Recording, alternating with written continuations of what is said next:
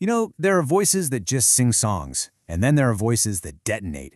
In the early 90s, one voice, this raw, aching, and totally honest sound, tore right through the slick, plasticky pop music of the time and spoke for a generation that felt completely invisible. And then, almost as fast as it showed up, it was gone. It's better to burn out than to fade away. These are the infamous words Kurt Cobain chose for the end of his final letter. He actually borrowed the line from Neil Young, but it became this haunting epitaph for a life lived at a blinding speed. This phrase really captures his entire story, doesn't it? So, you gotta ask, right? How does the frontman of the biggest band in the world, this reluctant icon for millions of fans, find himself so completely and utterly lost? That's what we're gonna dig into, this collision between a one-of-a-kind, sensitive artist and the absolutely crushing machine of global fans. Okay, so to really get this, we have to go back, way back. Not to some sold-out stadium, but to Aberdeen, a small, dreary logging town in Washington. This is really where it all began, the seeds of his creativity and, yeah, the seeds of his pain. See, for Kurt, when his parents divorced, it wasn't just a family breaking up. He called it his primordial wound. It just completely shattered his world, which up until then had been pretty happy. It left him with this deep sense of shame and isolation that became the fuel for almost all of his art. He started bouncing around between relatives, just this quiet, sensitive kid desperately looking for something to hold on to. And he found that thing to hold on to in music. But not the slick, polished arena rock that was all over the radio. No, he was drawn to the raw, do-it-yourself energy of punk bands like Black Flag. And for him, this was a total game changer. It basically gave him permission to scream his pain without having to be some perfect guitar god. All that mattered was that it was real and it was loud.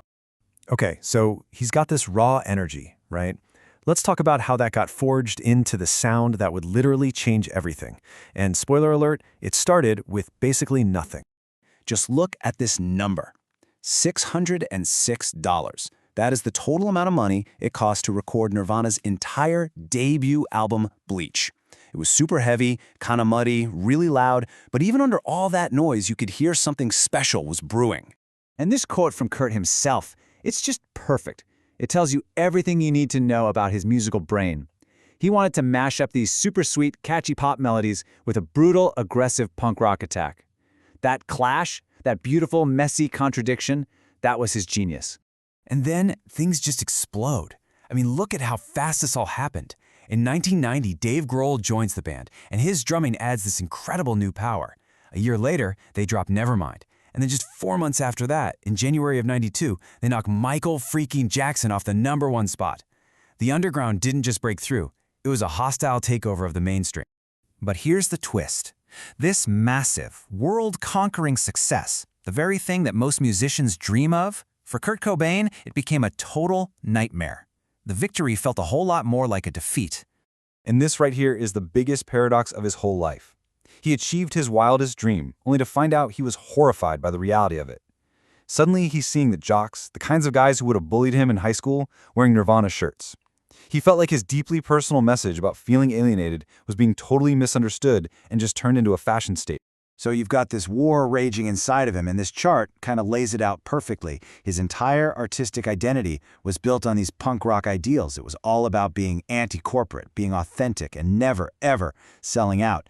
And suddenly, he finds himself as the face of a global marketing machine, an MTV darling. He just could not square that circle. He couldn't live with that contradiction. And if that internal war wasn't enough, his personal life was put under an intense microscope. His chaotic, passionate relationship with Courtney Love was constant tabloid fuel. Then there was a humiliating public battle just to keep custody of their daughter, Frances Bean. On top of all that was this debilitating physical pain, a chronic stomach condition that doctors couldn't diagnose. He said it was so bad that heroin was the only thing that brought him any relief, which just trapped him in this horrible cycle. So all of this pressure, building up from the inside and the outside, it all got poured into his final creative acts. And what came out was, well, it was part defiant roar and part heartbreaking surrender.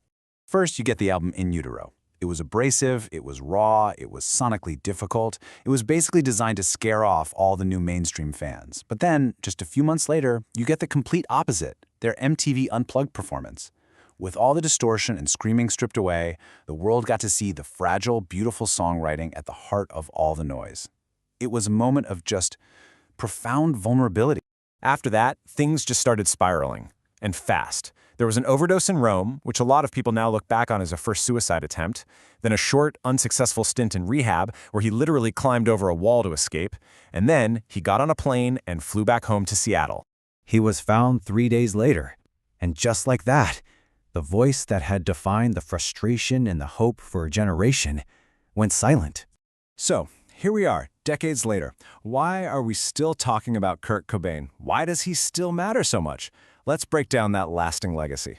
Because his impact, it goes way beyond just the music. He basically made it okay for rock stars to be vulnerable, to show their pain, and he turned that into a strength.